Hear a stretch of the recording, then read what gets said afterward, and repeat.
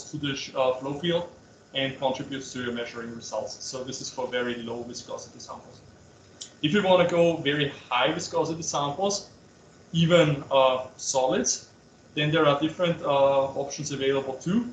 You can have a big convection oven here, and then you can have clamp systems which allow, for example, when you have a sample which is maybe a steel rod, you can clamp it and then start oscillating it while confining it in a uniform temperature field.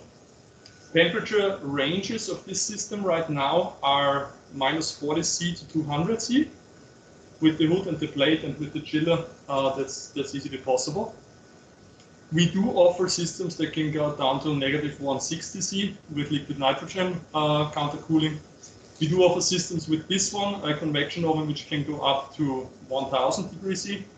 You can have a bigger system, which is basically just a motor and a big cage and a big oven around it, which can go up to 1700 degrees Celsius, which is mainly for geologists, for example, who want to simulate molten stone, or glass manufacturers. When you want to control other parameters than temperature, what you can do is you can add a lot of different accessories. You can expose the sample to a magnetic field, to electric field. You can measure all kinds of combination techniques, adding it with a microscope, for example. You can, what else you can do? Humidity. So you can also have a chamber where you can control the humidity and temperature for when you have samples which are behaving differently in terms of humidity and temperature. But that's about it for what can actually be measured with the system. When it comes to the measurement, we have, as I said, these measuring systems here. These measuring systems are put in just from the bottom, like that. It's important to look out for a little notch here on the top of the measuring systems, and a little notch is also here on the coupling, and those two notches should be aligned. Not 100%, but more or less it should be aligned. And then you just slit the collar down and the measuring system is secured. You heard the beep. The beep tells you that the instrument has recognized the measuring systems, knows its serial number, its dimensions, and all the other information necessary to control it properly. When it comes to using the measuring system, there is only three spots where this metal piece should be. One of them is in the instrument, another one is in your hand, and the third one is in the package device it came with. Please, please, please, please, please do not put it on the working surface. Measuring systems tend to be round and they roll off. And this thing would cost about $1,700 to $2,000 to replace. So please make sure that this is not the case and you don't damage the unit. So when we have put it in, we've started our measurement, we've done our measurement, we're ready to clean the system. People are often very tempted to just grab a piece of paper and start wiping the bottom and start wiping the top. That's not great, because it can potentially, and it will most likely, damage the air bearing. When you put lateral forces on the measuring system here, what you do is basically you disturb the air bearing. It's tilted to the side and it might damage the air bearing. So whenever you're done with the measurement, before even cleaning the lower part, because here you can also slip and hit the upper part, remove it, clean it, store it away, and then clean the lower plate. When you leave the instrument, it also always needs to be neat and clean. So this is something just good lab practice. Leave the instrument behind like you found it. This instrument is new, so it's basically spotless. I ran one standard with it. Make sure it stays like that as long as possible. So when it comes to the actual instrument itself, there is two ways on how to control the unit. You can control the unit with rudimentary factors from the top of the display. Maybe you can show it here. There you see certain values. As I see, for example, the status. Here it says measuring system removed. We see the normal force, we see the current temperature of the system, the gap size, and the measuring system is if one is attached. You see here the button online, which is now illuminated green. When the button is green, this says that the instrument is currently controlled with the software and the computer. Those buttons do not have any function. If I want to take it offline, I just click this button, and then those buttons start to have functions. I can lower the head manually. I can click reference, which puts the measuring head in the uppermost position, which is called the reference position for the instrument. And you have a menu button, which typically you would not have to access. Bring it back online, and we can control the instrument with the software.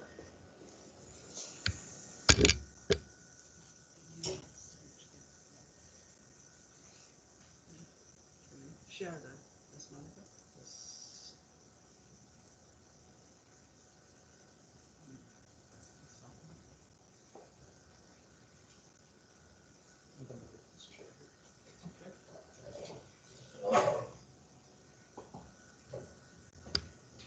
The screen shared now?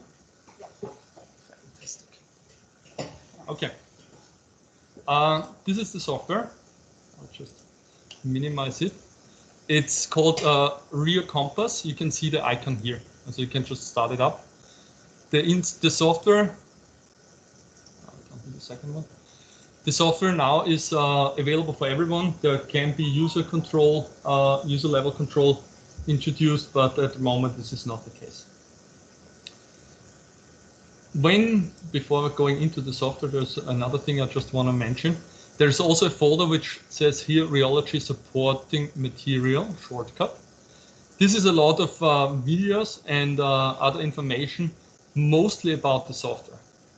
So whenever you come up here and this introduction here might be very much in the past, and you don't know how to start, for example, the software. There's two videos here, Basics of Rheometer Software and Basics of Rheometer Software 2, which my colleague Dalton Eckert recorded. The sound is not the best in the world, but it gives you a good overview about the software in general, the aspects of the software. We have someone in the tent with a question. No, it's not the question. I don't see anything on the screen. I see somebody with the name Droplet Zoo, and I don't see the software that you are talking about. Do you see the Windows screen? The window is seen as a very small window of a participant, but it's not the viewer window. The viewer window is droplet.zoo. I don't know, maybe it's just me, but I did nothing to... What you'll do is you're going to click on that window as it appears in your Teams client, and that will bring it to the spotlight. Okay, thank you. I did. It works. Thank you very much. Uh-huh.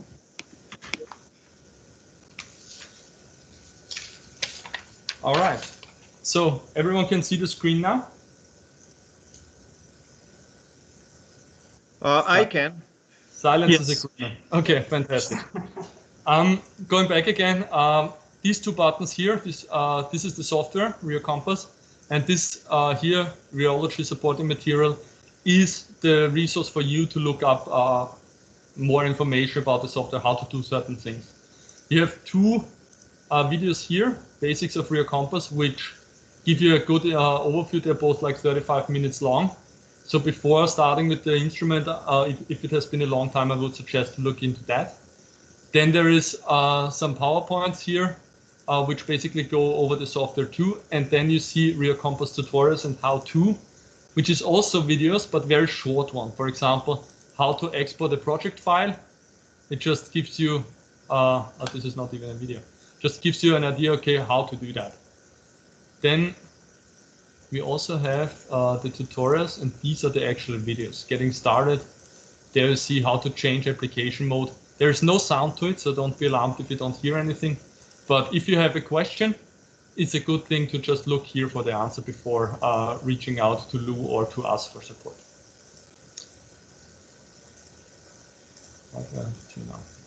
So, this is the Rheometer software. Before going into the aspects of the software, there's one thing I want to show you first, and that's here on the top right, which is set here, control panel. Click here, and this is similar to the controls that you have on the front of the instrument. Also here you see the temperature, you see the normal force, you see the gap. At the moment I don't have a gap because I don't have a measuring system in there. You see which control systems are installed. This is the PTD, which is the plate Peltier temperature device, 200. 200 is the maximum temperature. And the hood Peltier temperature device, 200 with the serial number.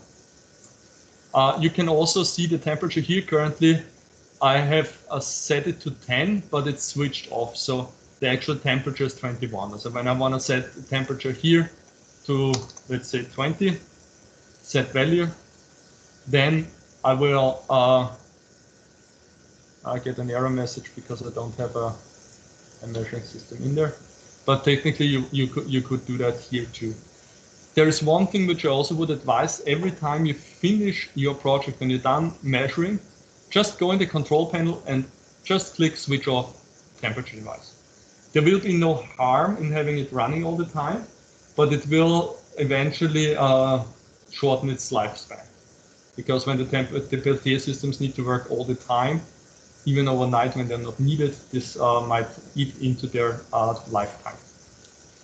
One other very important thing is when the instrument is switched on after it has been switched off for some time, you need to initialize it. This is the grayed out button here. I cannot click it right now because we already initialized it. The instrument is running. Initializing basically makes the instrument run through a routine and go to its starting point, which means the measuring head where the motor is in is at the very top, and it is ready and waiting for further instructions. Because you can switch off the instrument at any position, and in order to avoid damaging it, you need to initialize it. The number one reason why new users call us up and say there is a problem with the instrument is I cannot click initialize, it's grayed out. And typically the answer is, do you have a measuring system in the instrument? So is there a plate stuck in the motor or not? When the answer is yes, then we say, okay, just remove the measuring system and then it should appear. So initializing is only possible when there is no measuring system, no plate, no cone in the instrument, right? Setting zero gap is something where when you put in a new measuring system, like a plate or a cone or something like that, set the zero gap is telling the instrument it goes down with the head, it detects when the plate sets contact, and this allows the instrument to select, to set the gap for the measurement very, very precisely.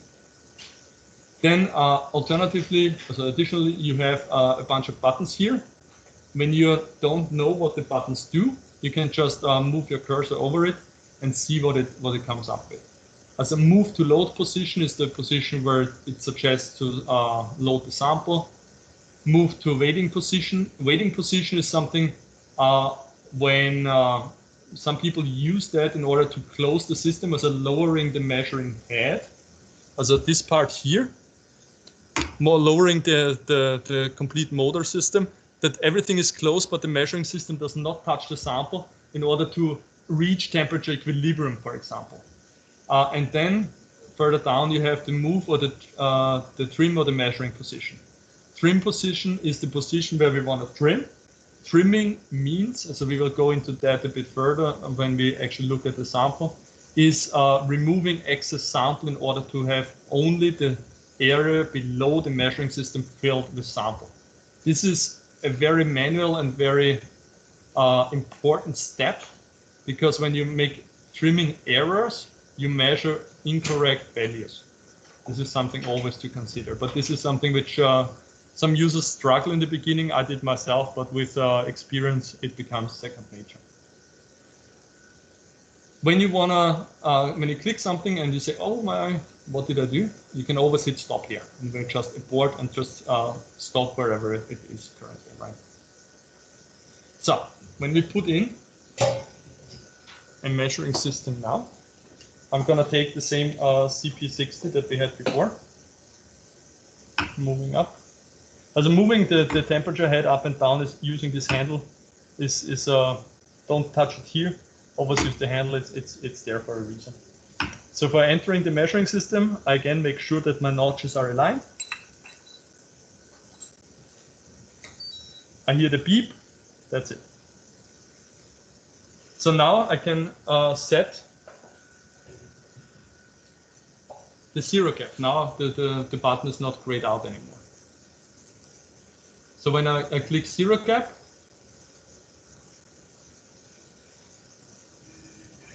the instrument head now goes down and touches the bottom.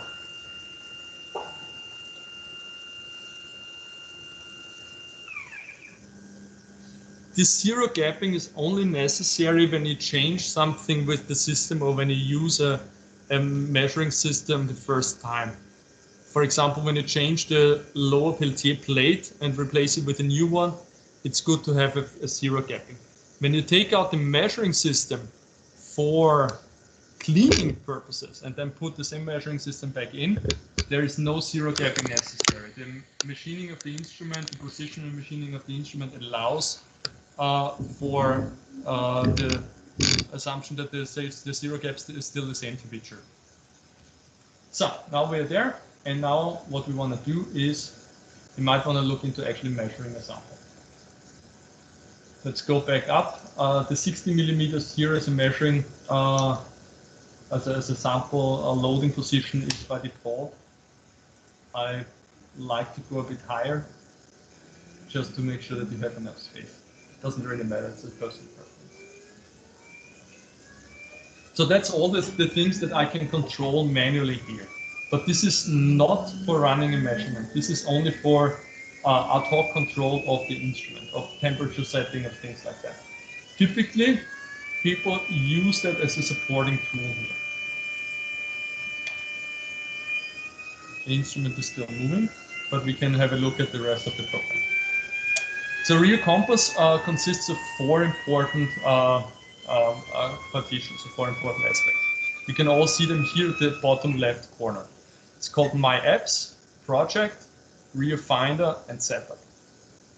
My Apps is what you see here.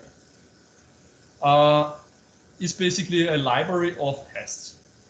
You can have the My Apps here is a customized view of tests that you like. Think about it as like, I don't know, when you have an Android phone, the home screen, you have all the apps in the background somewhere, but these are the ones that you use most often. You can move them around, like just at your home screen. You can do even more. You can resize them. You can change color. You can change text. You can change the picture if you want to have the picture of, I don't know, a rock, when you measure a rock, for example, or when you want to change not the text color, change background color. When you have one that you use very often and you say, hey, I'm sick of and tired of looking through all that, I'm just looking for the green one. That's also possible. So this is basically your customized home screen. When you want to see what else is out there, you go to More Apps. More Apps is a selection of templates you can use to run your samples, and there are plenty. So whenever you run a new sample, whenever you're interested in any new test, start with the My Apps and see what's out there, and then you can customize it from there. For example, when I'm interested in flow curve, I can look into flowability, for example. I can look into viscosity curves. I can minimize by clicking on the picture here, the view, and just see which main categories I have. I can use the search field here on the top right. I just search here for flow. Everything that comes up which has flow inside. For example, flowability of chocolate made it to this one because we have a lot of customers interested in that. Next to each test, you see each one of them has a name, which is a hyperlink and opens the project. Then you see a little description, and then on the right you see this pin. This pin means that this one is now connected to my home screen, Stata. So whenever you find something here, you can pin it to your home screen by using this pin. Clicking again doesn't do anything, but you can delete it here from the home screen, and it still will be here, right? So this is basically an abundance of templates that you can start, that you can use as a starting point for all the measurements that you have in mind. When you want to look into verifications and adjustments, which is testing standards and making sure the instrument is still working, doing an air check, motor adjustment, things like that, this is something that's found here. This is something I think more for the advanced users, or for Lou in this case, taking care of that, so you don't need to be concerned with that. One thing which is very interesting and very important for new users is the example section. This one looks the same like the apps, but actually the apps are empty templates. This one have data.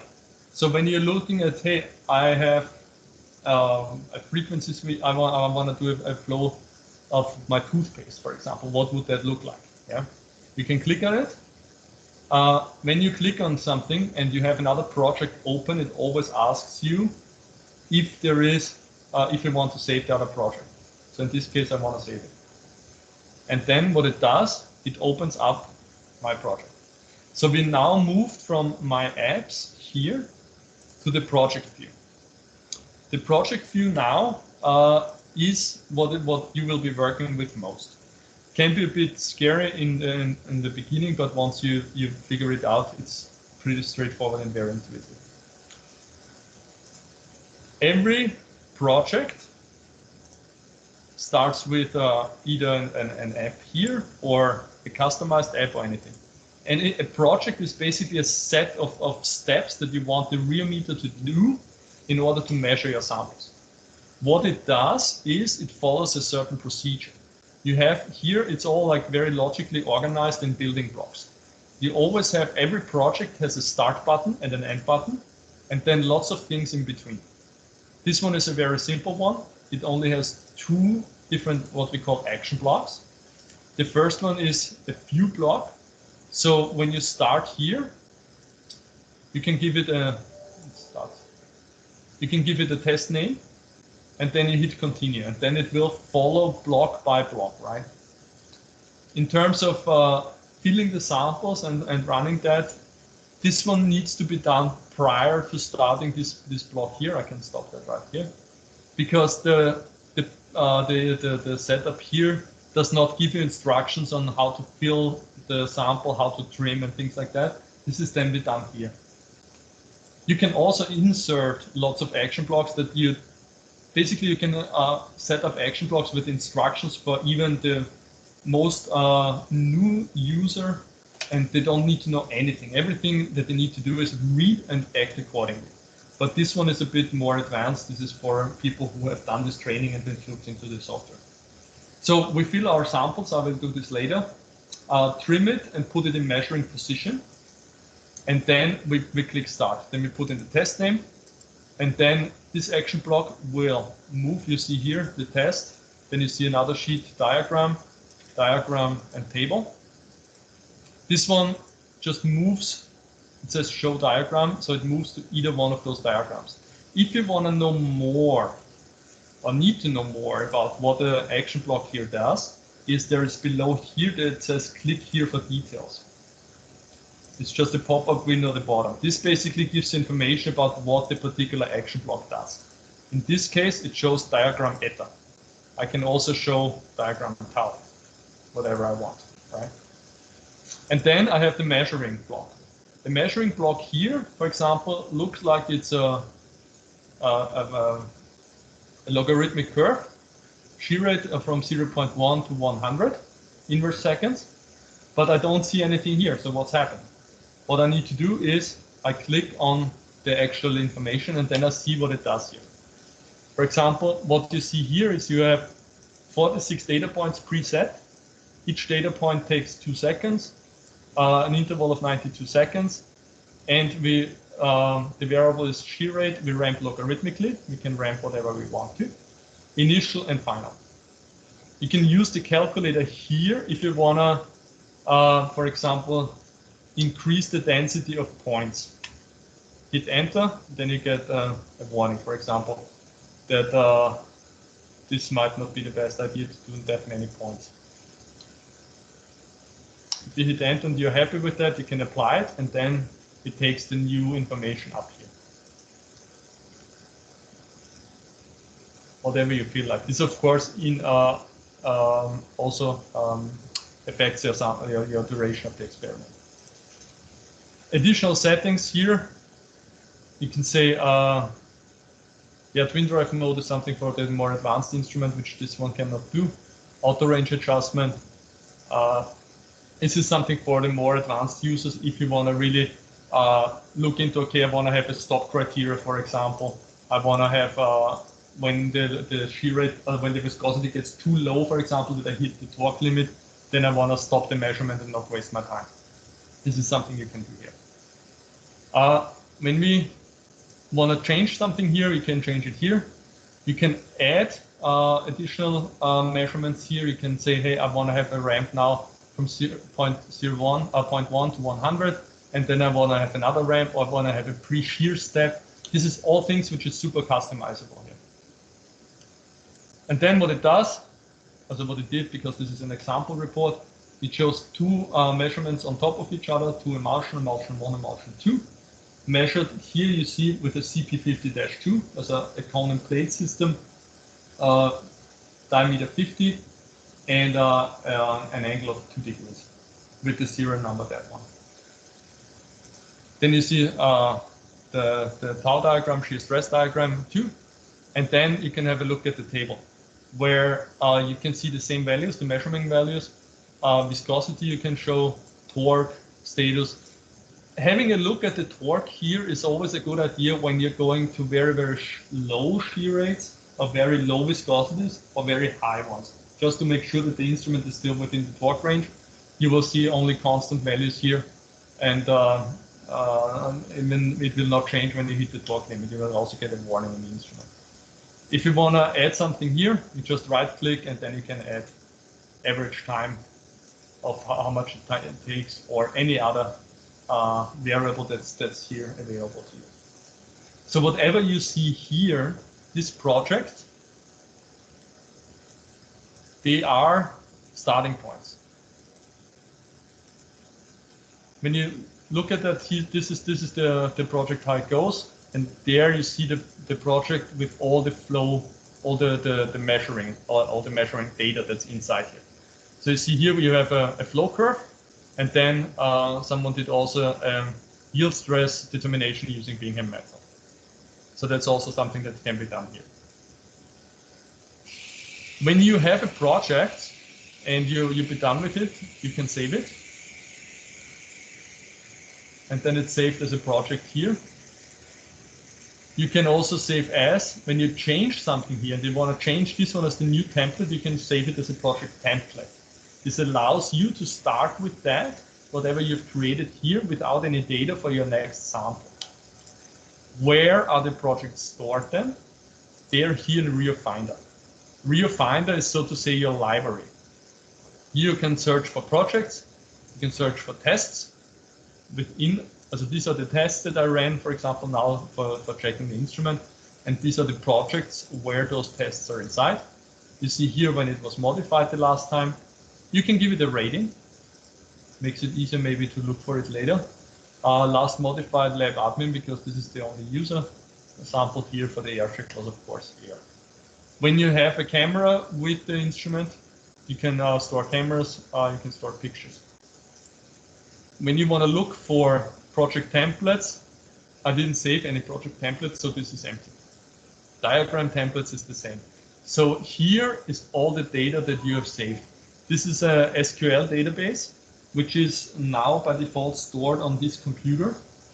You could store it at the network drive, which is back up somewhere by the university, to make sure you don't lose the data. You can, when you wanna, for example, run a measurement here and then have a look at it later at your office, especially now with COVID, people should be here only when they run measurements and not necessarily for doing the evaluation. You can save, you can, need to go here. What you can do is then you go to a library, for example, and you can export it. Where's the export button? Ah. Why is this not working?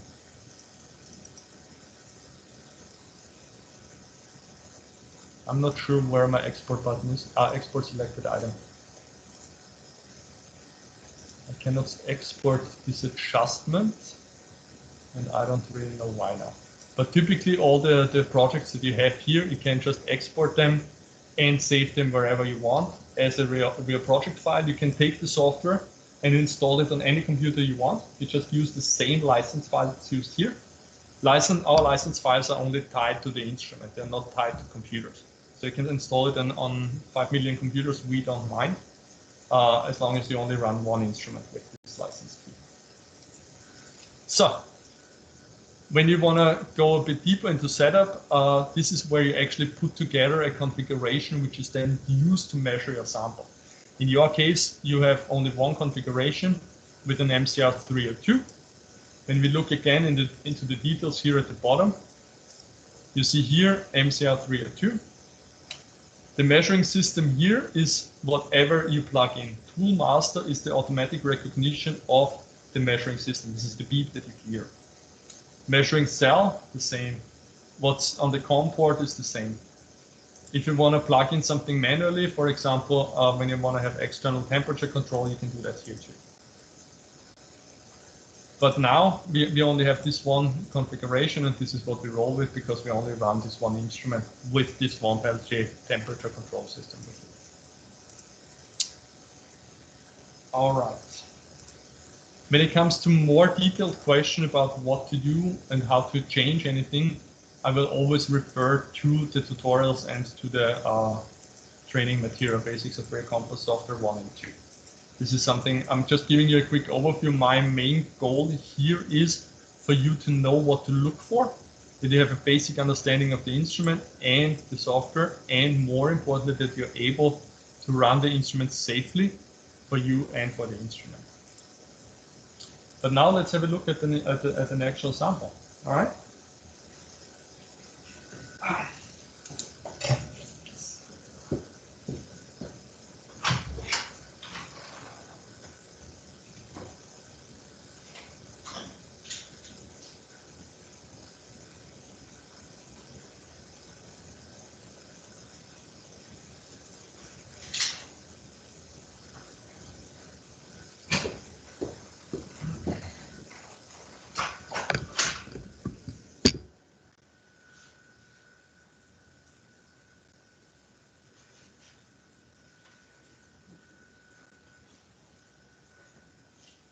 All right.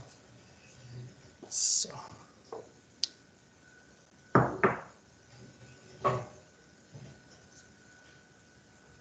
Okay, everyone can see. So what we need to do is we want to put our sample here now in the center of the measuring plate, and then we lower the measuring cone.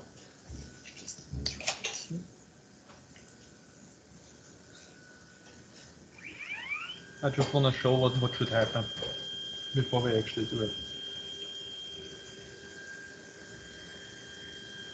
So imagine we have the sample here already.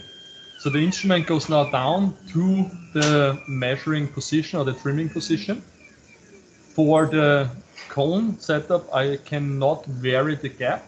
There's a set gap because of the cone needs, the imaginative tip of the cone needs to touch the button. There is no tip because it's truncated, but it still defines the gap. So the measuring head now, the instrument with the measuring head and the measuring system is now lowering very, very slowly towards the sample. How the instrument approaches the sample can also be selected depending on the sample. This is the so-called moving profile. When you have a sample which is very rigid, for example, higher viscous polymer, stuff like that, and you approach the sample very, very fast, you will hit the normal force limit very fast, and then the instrument will just shut down and say, I can't do that. So then you change to a different moving profile. There is dozens and dozens of predefined moving profiles. And what you do is select one which approaches slower. Then there's also moving profiles for like, okay, when I move away from the sample, sometimes samples are very sticky and the head cannot move away without running into the normal force limit. What you can do is then either release the collar and then move the head up, then the measuring system just stays on the bottom and you just take it out and clean it. Or there are moving profiles which allow for rotating and moving. So, but imagine you have now lowered and all your sample is in between the gap. What has happened ideally is that you've put enough sample that there's sample coming out all around the measuring system. If there is a section where you don't see any sample, chances are high, very high, that there is also no sample below the measuring plate. So all the calculations, all the measurings that we do are run under the assumption that the whole area under the plate, not more and not less, is filled with sample. So all the, for example, when I've only filled half of the area here, then the instrument will interpret this as a lower viscosity because the air has a lower viscosity than your sample. So it just assumes, hey, this is sample, so the viscosity must be lower. So we need to have excess sample all around here. But we don't want to have excess sample, and this is where the trimming comes in. This is why we have this high-tech tool here, which is then used to scrape away very slowly and gently all the sample around it. So this is something that I cannot show you now in all its details, and it requires some practice, but there is enough sample oil here that you can use to practice, and with the help of Lua, I'm sure you will be proficient very quickly. But this is something very, very important. Again, not putting samples on top of the measuring system, because then we increase the mass of the measuring system, which will also affect our measurement, and not to remove sample from the gap. Sometimes samples are very, very sticky, and whenever you trim them, you already remove some samples from the gap, which also affects your measurement, and then you don't get what you want, right? But now, without further ado, let's get into it. So first, I want to move the head up again.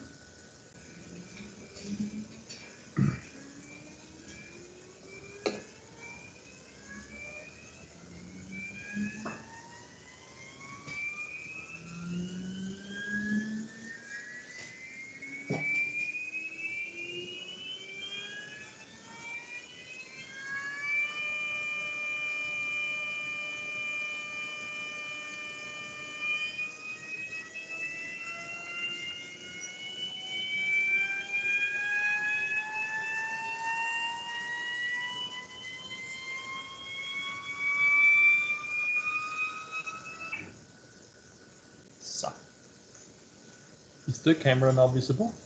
Yeah. Oh, it's okay. You want to show me? Well, the participants see that now, right? Yeah, that's everything. Okay. So let's start again from scratch. So say you arrive at the instrument. This is what it looks like. You take your measuring system. You look for the notch. You put it in where the notch is on the top of the coupling. Fix the coupling by just sliding the collar down. Wait for the beep, which came already, and now you're ready to measure, right? So what we want to do is we want to put some sample here. I have just a standard here. This is a viscosity standard, which by default should not have any shear rate dependence of the viscosity. So no internal structure I can destroy. So when I apply the sample, it's not too critical in this case that I'm very gentle. When you have samples which have an internal structure, which are not necessarily purely viscous, which are the more interesting ones to look into with a rheometer, you need to be very careful when applying the sample on the measuring plate. Excuse me, I have a question about.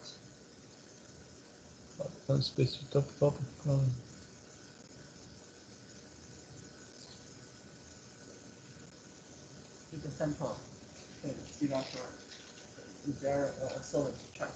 No, there's also, you did not get the solvent trap, Okay. but solvent trap is an extra. I'm happy to supply that. It just screws in on top of here, and then also you can fill in, like a very, very good observer. You fill in a blocking liquid here, and then you have from the top inbuilt here a little metal plate which is also immersed in this liquid, so you basically seal off the area around the measuring cone. I can send you some information about that. Yeah, this is something is not part of the system, but when you have very volatile samples, this can be added. It was actually developed by a student somewhere on the East Coast. I forgot the university. Yeah. That's nice. Very good, yeah. So, did this answer the question?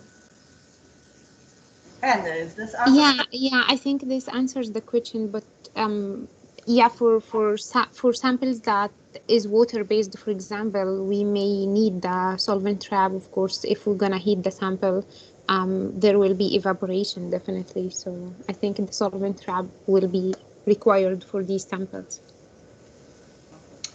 Yeah, it depends on how high you go and how long the measurement actually takes. Solvent trap often is required, of course, but it's purely dependent on what type of tests you're running with your sample. But this is something that can always be added, of course. Okay, thank you. So I was about to talk about how to apply the sample here. When I have a purely viscous liquid, then I just take my spatula and put it on there. When you have a viscoelastic material, that you want to make sure that you don't destroy the internal structure by applying too much force when putting the sample here. Or alternatively, you give the sample enough time before the measurement to recover. So when we do a rheology user course for the course in our regional offices, and all the samples that we use for those courses are typical household items like toothpaste, shampoo, and stuff like that. And people always like take the shampoo and just pour it on the plate. And this, of course, destroys the inner structure. And when you start measuring right away, then you might get a different, different results than when you wait, go for a coffee for 15 minutes, come back and start the measuring again. So in order to avoid that, always be gentle when applying your sample. Don't use high shear forces. But luckily, we are not in a position to have to consider that.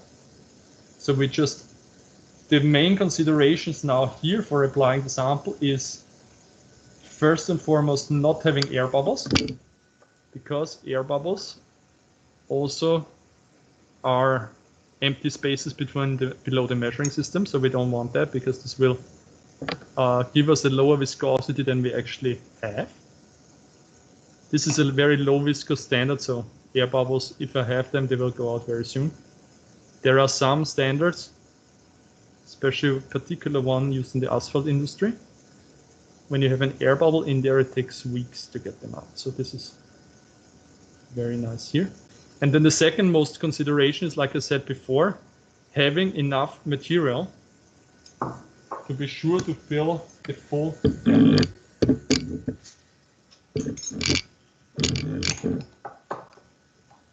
When you overfill the gap, it's messy because there's a lot of excess material that you need to remove, but you don't have to start all over again. When you underfill the gap, you need to erase the head, clean everything off, and start from scratch.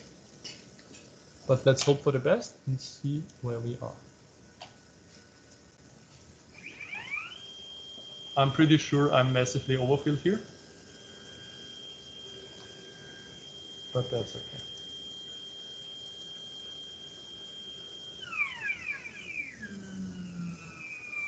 What I did now is I clicked on the control panel to go to the trim position, to the measuring/trim position.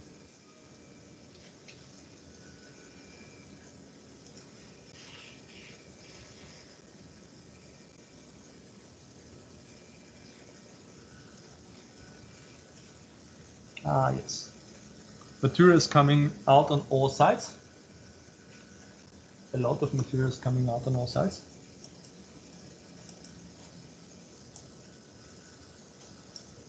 All right, and now I have a notification on my control panel that says I should trim the sample and then hit continue. So now I need to remove all this excess here that you see outside the plate. But I do this with using this bent piece of my spatula, start at the back, and just try to scrape in one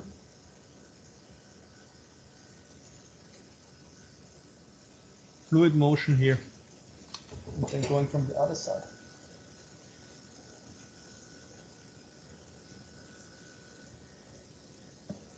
And of course, I did what I told you not to do, which is getting material on top of the plate.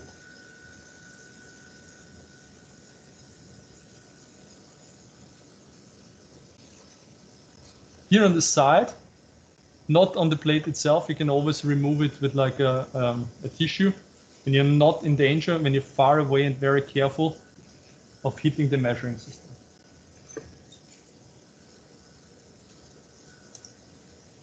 We have a question about what's the volume needed for this geometry. The volume needed is something you can look up in Rheocompass. Okay. Can we switch to Rheocompass? Then I can show right away. I think it's up to 2 milliliter, right?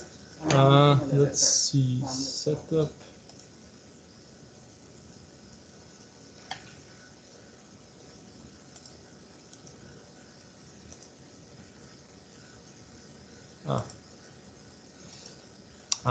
I have not set it up as a measuring system, but it is about 2 milliliters. Yeah. I can add the measuring systems here. Here they are. You see here in setup, measuring set components, measuring systems, you have the two measuring systems.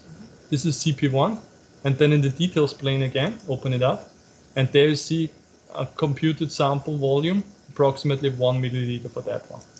But this 1 milliliter means that this is the space under the plate that's needed. So you need more in order to have sample to be able to trim.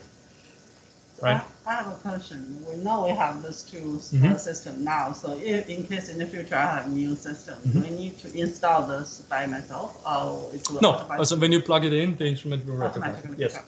Yes. Okay. This is why we need to listen for the beep. I see. Okay. Thank you. All right. So this is kind of messy now, but for the sake of time, just. Can I ask a question about the if we know that it's 1 milliliter sample amount of sample, why don't we add using a precise pipette this amount, or maybe a little bit more like 1.1, and then start lowering the geometry to the trim position or the measuring position, and it won't fill like this, what you have done right now. So my question is, why do we have to put like that much? I think you bought like maybe 1.5 the amount needed, or maybe 2 times the amount needed of the sample. That's an excellent question. Would make life very, very easy. The main reason why we don't do it like that for most samples is, how would you apply this precise volume? Typically, you would use a pipette, for example. And pipettes have high shear forces, so you would destroy a structure. We want to avoid that. When using a cup and bob system or a double gap system, there it's purely volumetric. So there you fill up the sample in the cup until a certain mark, because the gap is always the same, and then you just measure it. But here, when you can be sure that you don't destroy the structure by applying the volume that you need, and also you're sure that you put it precisely in the middle, because when you don't put it precisely in the middle, you might have some empty gaps on another side, then there is no reason why you shouldn't do that. But it's always comes down to, do I disturb my sample? Do I destroy my sample? And can I make sure that I still have the whole measuring gap filled? Thank you very much for the answer. Thank you. Does this help? Yeah, that helps a lot actually, because I hear that I mean, at least 2 times before, rheologist says that you have to do that, and there was like, why don't we use just a pipette? And so Yeah, yeah. it would make life much easier and less messy. That's for certain. Okay. Yes. Yeah. Thank But you. then having a proper sample applying and trimming procedure in place is the basis of every good result that you want to get with the instrument. Yeah. Yeah. As in this case with the viscous samples, I have to admit, I tried it before with the pipette because it's a pure viscous sample. It's no elastic properties. But it was too viscous for my pipette, so I didn't do it. And I want to show you how to trim too. Sure. Thank you. Okay. So now we are ready. What we do now is we lower the measuring hood, because now this ensures that we have proper temperature control all around the sample. When you don't have a hood, as some of our beloved competitors say you can measure also without the hood, what you do is basically you heat only from the bottom, and what you end up with is, depending on the temperature range, a gradient through your sample, which certainly will affect its viscosity. Temperature is a very, very important factor when it comes to viscosity. So it affects the viscosity a lot. So in order to, when you measure just around room temperature, it doesn't really matter. You don't need the hood. That's no big deal, of course.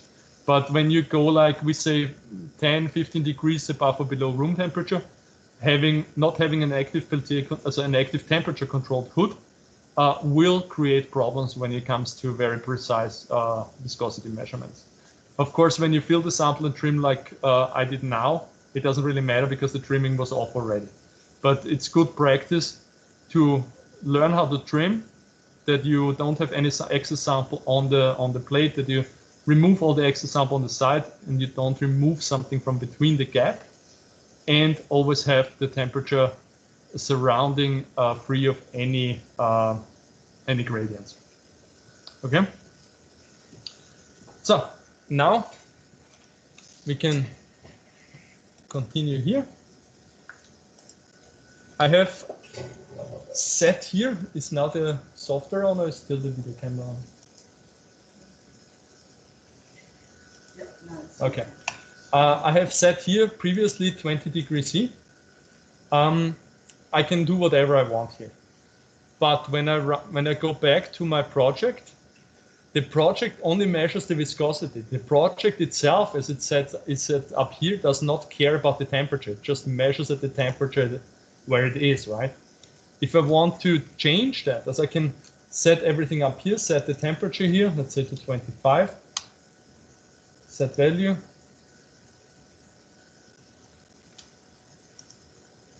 What is that? Okay, we have an error message. Let's have a look what this error message means. Error number AMC. This is also good practice right now. Now it's done.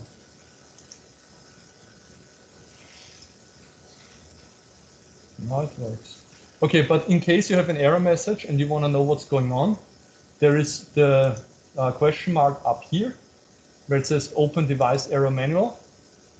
You have an MCR series instrument, and then you can search for your error message here. And then this gives you an idea, okay, maybe I just forgot to plug in one plug and that's about it. So if you have something coming up and the instrument won't do what it should, then question mark here, Open Device Error Manual. But we see in here now, we set the temperature to 25. It's overshooting just a bit now. We give it a little more time to adjust, and then we start the measurement. If you want to add something here, which takes away this hassle to set the temperature here, we can add, look into the toolbox. The toolbox gives you all the tools, all the building blocks for your program. So whatever you want to do, you just grab one and then you set it up like you want. You can create projects which are enormous and do everything for you. When you do routine analysis following the same schematics, you just set up one project which does everything for you, including, for example, sending this particular diagram to printer XYZ. So you can all put that in here.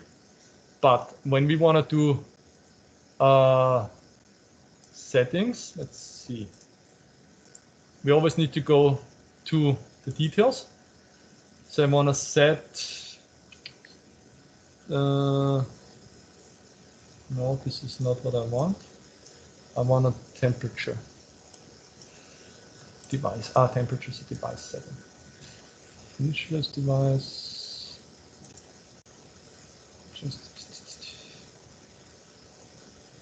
No, that's also not it.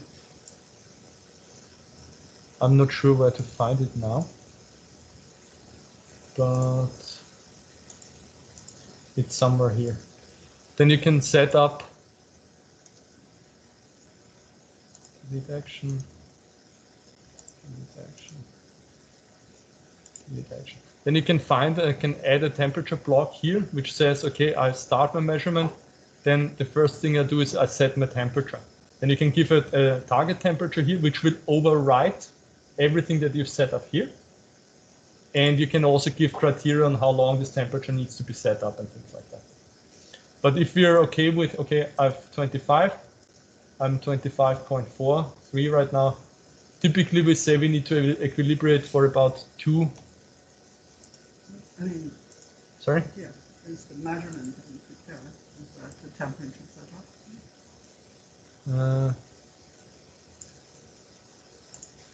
Yes. Yeah, fantastic. But a set temperature, set value 25. Yeah, perfect. Student is the teacher already. And I can go home now. So what it does here, you search for a procedure, you put it in, then you can say set value is 25C, tolerances, surveillance time, and also timeout time. For example, when I don't hit it because it's for whatever reason it's not possible, then the instrument will shut down after 1800 seconds. So, and now we can start. When we start, we always have also the option to see what's in here, what's in the start menu, and can basically customize that one. You can have a picture on the start menu. You can have instructions, which is what you see here. So when you have a colleague that wants to use your template, you can, like the comment section in a good program, you can always give instruction and give background about what's going on here. Then you can put in the input, additional input, and you can also make it here can be changed, shown at runtime, and input required. For example, we can say that the sample name is input required. So I have a exclamation mark here. So it will not allow me to move on before this is fulfilled, right? So when I just remove that and place start, continue is not here because I have not filled in all the information that I need to fill in. Now I can continue. Of course, when you set something mandatory and don't tell your colleague, it might cause some frustration because they say, hey, the continue button doesn't work. I'm just aborting the test here and start all over again. When you want to start a procedure, you have several options to do that. The obvious one is this one, but there's a bunch of other green arrows that you can use. So I would just go with that one. I'm going to move this start here. I need to stop it. And then. So now the continue button is up already because sample is not mandatory. Test name is free text. You can also preset it that the test name follows like, okay, free text and the date is included, whatever you want. Continue. So now it moved to the next action block, which is, thanks to Lou, the procedure block. So it goes now to 25. Actually, it is already at 25 because I preset it. So it's now waiting for the predefined criteria on how long it needs to be at this temperature before it's moving on. There is, when you have temperature ramps, for example, and you look into measuring viscosities at various temperatures all in one project, there is, for example, the option that you can wait for a predefined time, or you can also say, hey, reach increase the temperature until a certain criteria is hit. For example, when you have polymers which expand very much with temperature, you can say, okay, until the normal force is constant, then you move on. So there are certain criteria that you can play around with. When time is not of essence, and in a non-production environment, it often is not, having a little more time to make sure that the system is in equilibrium is always good. Because whatever you do up until you receive the result influences the quality of your results. So when you mess up your trimming, when you mess up your sample filling, when you don't wait for equilibrium, this will always affect your sample results and potentially your whole project.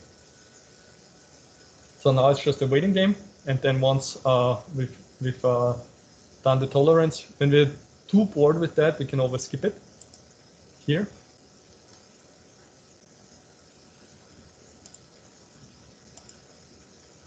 What it does now, it hopped to the view diagram. This is why it changed abruptly to this view. And now it's running the viscosity measurement. So what it's doing, since we've opened the previous example file, we have the previous measurements here already. There's nothing that we've done. But now we're just auto-populating this graph here.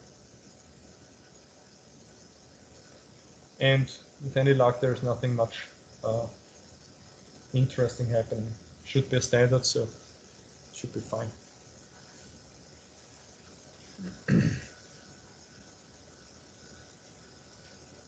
So this is pretty convenient if we want to prepare the new data with some old data, so we can preload it here and then keep on collecting more data. Yes, exactly. As the examples are typically here to see, hey, I've never done a measurement like that, I have no idea what a good measurement, what it looks like, and then you can see.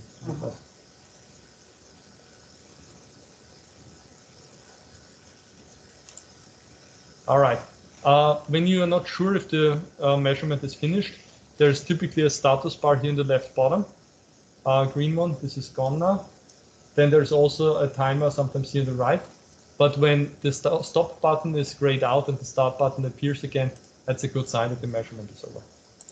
So that's that. Pretty much uneventful, like expected. Same here, straight line. So this would have been as far as I want to go now in this session. Just to giving you a quick overview about the instrument, what to keep in mind, what to do and what not to do. Just to reiterate, the most important thing that the instrument is happy and healthy and around for a long period of time is making sure that the air is on and it supplies the air bearing properly. Then you need to make sure that you don't have any lateral forces on the measuring system moving back and forth. When you clean anything, take it out. When you put the measuring system out, keep it in your hand for cleaning and then put it back into the box. So it's either in the box, in the instrument, or in your hand. There's no reason for having it anywhere else. And when you do measurements, always talk to you first and start practicing with the standard oil before digging into your samples, which potentially might take a long time to prepare. And standards are like, when you take an expired standard, it doesn't even matter about the costs anymore. All right, I hope this helps. I will leave my business cards with Lou and also here with the instruments. If you have any questions, you can reach out to our experts directly. It's rheology.us@anton-par.com. I will send the information also to Lou. And good luck with getting to know the Rheometer. Have a good one. Thank you. And they sent a lot of thank you notes to you.